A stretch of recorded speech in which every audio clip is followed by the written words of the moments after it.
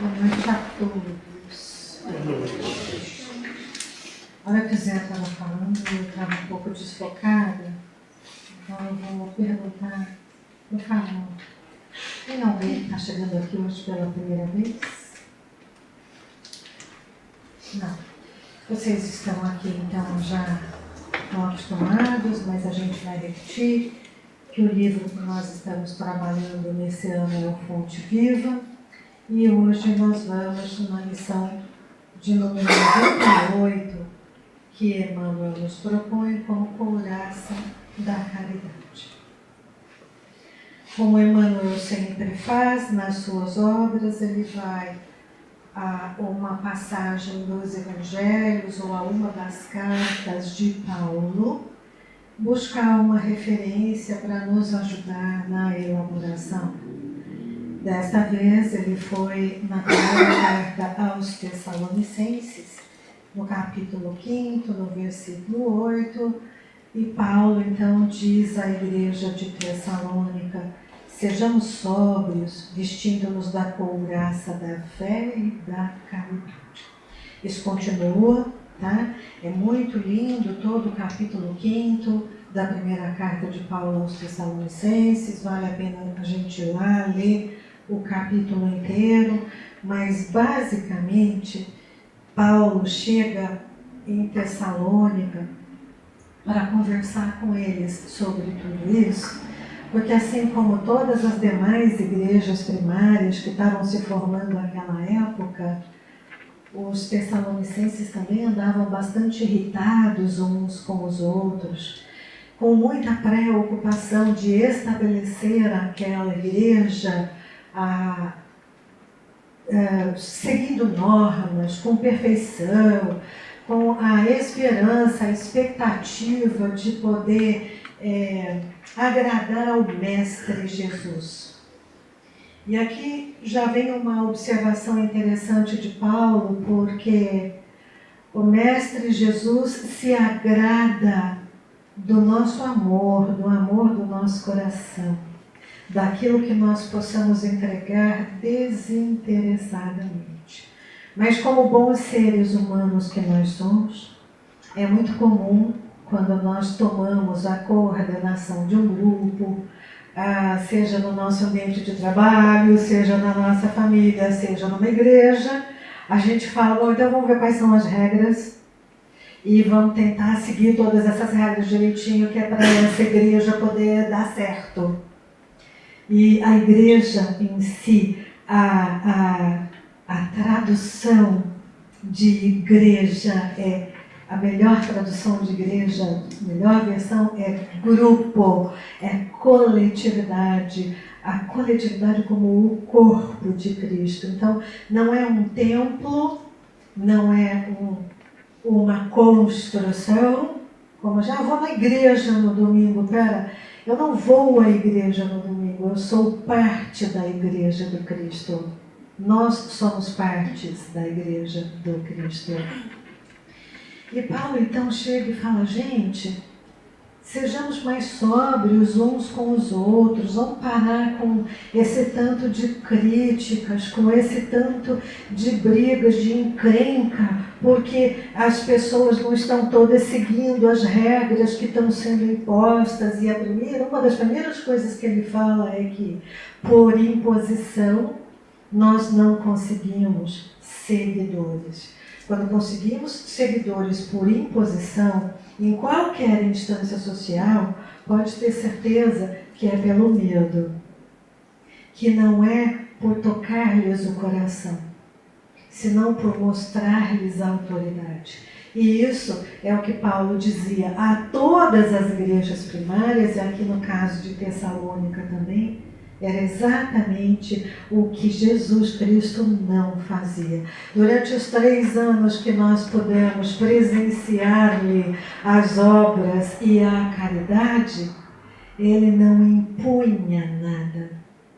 Ele não dizia: tem que ser assim ou tem que ser assado, mas nós conhecemos na história contada pela Bíblia, na história hoje contada em séries, em filmes, que ele era levado pelos senhores da lei.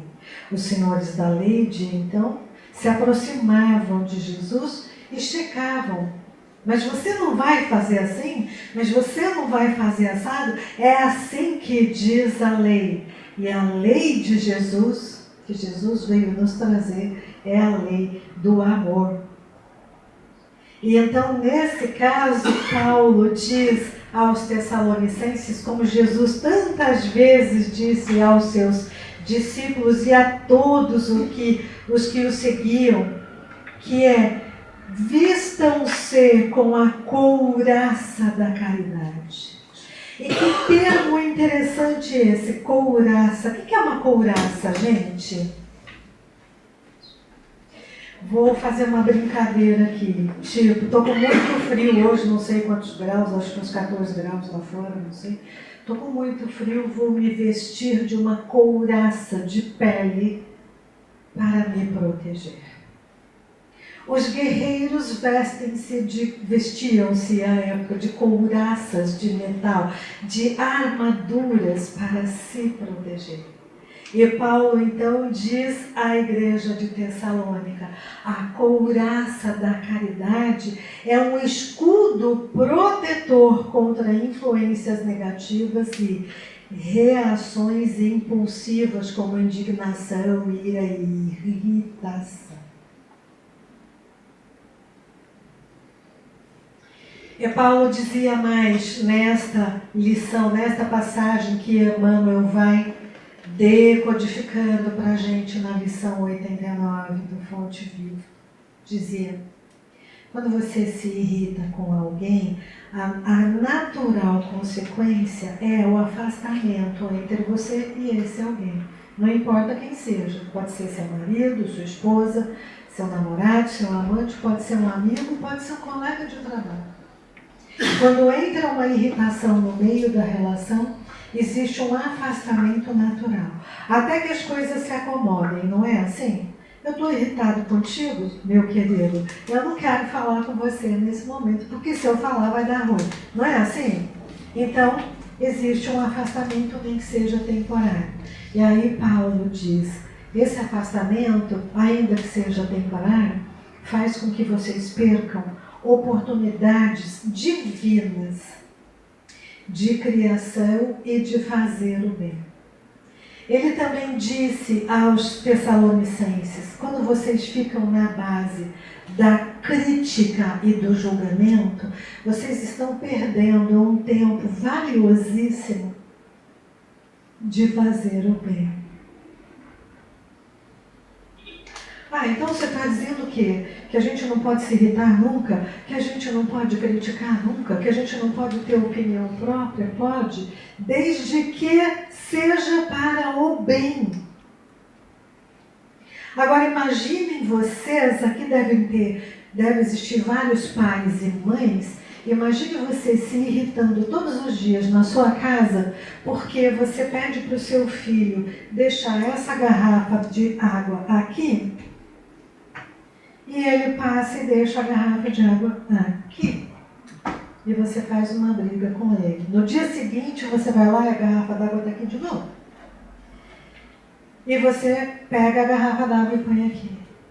E você vai desgastando essa relação com o seu filho por conta de uma garrafa d'água. Serve para que uma garrafa com água, gente? Para que serve? Para beber, para matar a sede de alguém. Tá certo? É claro, eu não estou aqui trazendo exemplos radicais.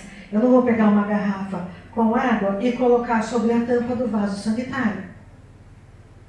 Mas se ela está sobre uma mesa e não necessariamente está sobre um porta-copos, não é razão para eu me irritar com isso. A água continua lá, ela vai ter o seu propósito, que é matar a sede de alguém que chega e precisa tomar aquela água.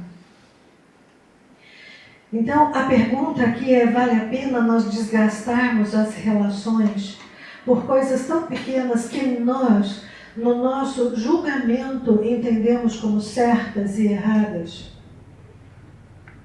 Né? Exemplo antigo. A mulherada quer me matar quando eu falo isso, porque esse exemplo é bem antigo. E não adianta eu dizer que é da minha geração, porque eu sei que não é, porque as meninas continuam sendo educadas por mães, mulheres e fazendo a mesma coisa até hoje. Por que que você deixou a toalha molhada em cima da cama? Entende? E aí, às vezes a toalha molhada em cima da cama acaba um casamento. E Paulo então vem aos Tessalonicenses e fala, esse tempo que vocês passam discutindo, é interessante a gente falar isso, porque eu não estou aqui para fazer papel de bonitinha com vocês, não, e menos ainda para defender o CRE, porque aqui no CRE também acontece isso. Tá? Onde tem grupo humano, acontece essas coisas. Se eu vou fazer a reunião de diretoria, tem 3 pautas. A reunião deveria durar no máximo 1h30. Dura 3, 4, 5, porque antes das 3 pautas principais vem um monte de conversa, de um monte de coisa que não era para ser assim, está sendo assim, ninguém falou ainda, mas tem que ir lá. Mas... A única coisa que foi pedido para nós é que nós sirvamos a Cristo. Sirvamos como? De acordo com o seu exemplo. Como foi que ele exemplificou? Com a couraça da caridade. E ele era tão encoraçado, Jesus Cristo, que as pessoas falavam mal dele, criticavam, julgavam, mandaram prender, vai, tá bom, a gente já sabe tudo isso sobre Cristo, então vamos falar sobre Paulo. Quantas vezes Paulo foi preso? Não sei. Umas 20, talvez? E foi solto. Quantos impropérios foram ditos? Quantos falsos testemunhos foram levantados contra ele? E ele, vestido da couraça da caridade, foi fazendo o que ele tinha que fazer e levando o Evangelho de Jesus Cristo adiante, até porque ele sabia, quando era criticado, quando era espinafrado, enxovalhado, que ele também estava pagando o preço por uma escolha que ele houvera feito muito tempo antes, quando ainda era Saulo de Tarso, da cidade de Tarso. Porque ele era um perseguidor dos cristãos. E pegava mesmo, mandava prender, mandava matar. Uma história bonita no livro Paulo e Estevão, para a gente ler sobre isso. Mas quando ele entendeu o que era de fato esse amor desinteressado, porque aqui também não adianta só a gente decodificar a palavra caridade, a palavra couraça, a gente tem que decodificar também caridade. Caritas, fazer sem interesse próprio. Quando Paulo entendeu o que era esse amor sem interesse próprio, mas um amor realmente voluntariado, ele não teve outra forma senão converter-se a este amor, porque uma grande prova lhe foi dada. No caminho de Damasco, Jesus já não estava entre nós na carne. Paulo não conheceu Jesus em pessoa. Mas ele não acreditava, até que ele vê um clarão na entrada de Damasco que o cega sobre o cavalo dele. E ele fica sem ter como continuar. E então, é uma coisa que todos vocês com certeza já viram, já viveram e conhecem. Um monte de gente que fala, eu não acredito em nada, eu sou ateu, não sei o quê, mas quando acontece alguma coisa, fala, meu Deus do céu, como que eu vou fazer agora? Certo? Paulo então fala, meu Deus. E Jesus lhe fala diretamente, Paulo. E ele imediatamente reconhece a voz de Jesus que ele não conhecera em pessoa. Que queres de mim? Então, você está cego, você vai entrar na cidade de Damasco, você vai até a casa daquele senhor que você estava vindo pegar para torturar, porque é cristão, Estou ficando velhinha, esqueci o nome. Ananias. Você vai até a casa desse senhor chamado Ananias e ele vai encontrar a cura para você. E Paulo precisa se humildar e dizer, nossa, eu ia atrás do Ananias para levar ele preso e agora eu preciso me submeter à cura dele. Dr. Cardinho está aqui, ele é médico, ele vai me permitir dizer isso, tá certo? Tem histórias que vocês leem assim na internet, mas ele haverá de dizer que não são só histórias de internet. Pessoas que... Eu não gosto dele, eu detesto ele. Mas aí me dá uma dor de barriga numa daquelas que eu não sei o que fazer. Alguém me pega e me leva para um hospital e eu chego lá, quem aí me atende? Ele. Dr. Cardinho. Foi isso que aconteceu entre Paulo e Ananias. E Ananias, através da prece, da imposição de mãos, curou a cegueira de Paulo e a partir daí passaram a caminhar juntos. E Paulo então vai conhecer a partir daí com Ananias e com os discípulos ainda vivos do Mestre Jesus sobre esta caridade que Jesus fazia e que haviam inúmeros relatos e que fazia sem interesse nenhum, mas que sempre dizia cada caridade que ele fazia, quando alguém ia agradecê-lo, fosse por uma cura, fosse por um alimento, ele sempre dizia, o responsável por isso foi você, a responsável por isso foi você, porque foi a sua fé que te curou, foi a sua fé que te alimentou, foi a sua fé que te trouxe. Ontem nós tivemos o Evangelho no Lar com um tema escolhido por um dos nossos colegas aqui do CRE, o Marcos, a coisa mais linda, fé, mãe da caridade e da esperança.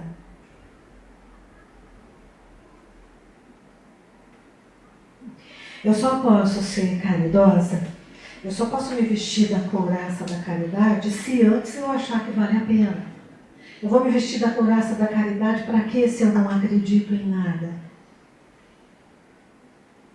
Então eu preciso antes crer. Mais do que crer, eu preciso ter fé. E essa é a experiência que Jesus traz para nós, dizendo, cada uma das pessoas que você encontrar na sua vida, seja dentro da sua própria casa, no seu trabalho, na rua, no templo onde você vai e chama de igreja, cada uma dessas pessoas é seu irmão, é sua irmã, absolutamente igual a você. Nem melhor, nem pior. Você tampouco é melhor ou é pior do que seu irmão. E quando nós temos fé, que esta é a verdadeira revelação para nós, nós nos tornamos caridosos. Entende isso? E a caridade fica fácil, fica fluida, ela sai, ela jorra do nosso coração, sem nenhum tipo de esforço, porque quando eu olho para o José, eu sei que José teve nessa vida o mesmo percurso que eu. Qual foi? Ele nasceu de um pai e de uma mãe. Se não nasceu em casa, nasceu num hospital. São coisas muito parecidas, né? A gente pode negar. Tem alguém aqui que não tenha um pai ou uma mãe? Todo mundo aqui nasceu de pai e mãe. Porque já passaram. Mas você nasceu de pai e mãe. Óbvio. Haveria outra condição de nós estarmos aqui? Já partimos da igualdade aí. Quando nascemos, precisamos ser nutridos. Ou com leite materno, ou se a mãe não pode amamentar, vão atrás de algum leite, de algum nutricional para nos dar. Por que precisamos ser nutridos? Porque somos crianças, porque nossas células estão em desenvolvimento e a gente precisa de compostos os mais diversos para nos ajudar no desenvolvimento da nossa do nosso corpo físico, da nossa fisiologia. Tem alguém aqui que não sente fome? Tem alguém aqui que não sente frio? Tem alguém aqui que não sente sono? Tem alguém aqui que deixa de despertar de manhã? A não ser que esteja deprimidíssimo. Tem alguém aqui que não precisa trabalhar? Aliás, eu acho que a pergunta-chave para arrasar aqui com a gente hoje é: tem alguém aqui que não paga boleto? Tem igualdade mais igual do que essa? Então, se somos todos iguais e está comprovadíssimo, a despeito de um ser PhD em alguma coisa e eu, por exemplo, poder ser a moça que serve o cafezinho e que só tive o Fundamental 1, não importa a graduação, não importa o nível de conhecimento, não importa a classe social, como seres humanos nós somos absolutamente iguais. E se somos absolutamente iguais, precisamos aprender a nos auxiliar, a nos ajudar, a nos socorrer com amor. Com amor. E mais ainda, socorrer com amor, principalmente aquele a quem nós não gostamos muito, de quem nós não gostamos muito. Porque o fato de termos algum desentendimento com alguém não nos torna tampouco menos iguais. Então, essa é a reflexão desta noite. Vestir-nos com a couraça da caridade. Caridade é essa que é sustentada pela nossa fé na vida, pela nossa fé na irmandade, na fraternidade, pela nossa fé na existência desse Jesus Cristo que a gente vem aqui falar sobre ele. Porque senão não tem mesmo, tá? Vestir-nos da couraça da caridade, que é esse escudo espiritual que nos livra de todo medo, de toda indignação, de todo complexo de rejeição, de desvalia. Ah, mas a gente vai deixar de sentir essas coisas? Não, porque nós somos humanos. Nós vamos continuar sentindo raiva, medo, sensação de menor valor, de rejeição, de traição, tudo que é muito humano, nós vamos continuar sentindo. Mas o que Paulo vem e ensina à igreja de Tessalônica é: quando você começar a sentir essas coisas, vai fazer algo por alguém. Porque quando você vai fazer algo por alguém, você corre o risco de descobrir que aquele alguém, que é o que acontece na rua, né, Zé? É o que acontece com os moradores de rua. Você vai descobrir histórias incríveis que quando você escuta, você fala: nossa senhora, eu estou reclamando por quê? E aí a sua indignação fica menor. E de novo você acha um espaço para fazer fluir do seu coração o amor. Então, a caridade é um ato contínuo e incessante que demanda que nós desejemos bem a todos, incluindo os nossos inimigos, nos fala Emmanuel. Que nós tenhamos compreensão e tolerância com as fraquezas e os erros alheios, porque nós reconhecemos que eles estão sujeitos às falhas, assim como nós. Demanda que nós curemos os nossos ressentimentos e desejos de vingança para podermos superar o nosso egoísmo e o nosso orgulho. E, de verdade, a mim não importa se você é lulista ou bolsonarista, porque quem é lulista quer ver o Bolsonaro preso, quem é bolsonarista quer ver o Lula preso, e a história é: se um for preso ou o outro for preso, o que acontece? Nós vamos pagar o pato do mesmo jeito? A gente vai ter que continuar trabalhando, pagando boleto, pagando impostos. Por quê? Porque é responsabilidade nossa construir este país. É responsabilidade nossa seguir trazendo firmeza para essa sociedade. Não importa quem seja o líder. Nós nunca vamos ter um marido com o qual nós concordemos com tudo. Estou falando com as mulheres agora. Aí, senhores, vocês nunca terão uma esposa com as quais vocês concordarão com tudo. Nós nunca teremos um líder no nosso país com o qual nós concordaremos em tudo. Isso significa que, então, eu tenho que ficar nutrindo desejos de vingança? Como normalmente a gente faz, quero mais é que se ferre mesmo e tal. Quem ganha com isso? É sobre isso que Paulo vem falar aos Tessalonicenses. Olha o tempo que vocês perdem e o quanto vocês se submetem a adoecer quando ficam nesses sentimentos menores que não levam a lugar nenhum. Porque se for com você, se for com um filho seu, você não vai gostar, você não vai querer. Você vai querer defender. Tá claro? Então, amor é bom, gente. E Jesus nos ensinou. Jesus disse aos seus discípulos, e Paulo repete para nós, a couraça da caridade nos concede proteção energética, fortalecimento do caráter e desenvolvimento de virtudes como serenidade, paciência, tolerância e compreensão. O Evangelho de Jesus, no capítulo 15º, no Evangelho segundo o Espiritismo, nos fala que a caridade é a lei fundamental sem a qual não há salvação para nós.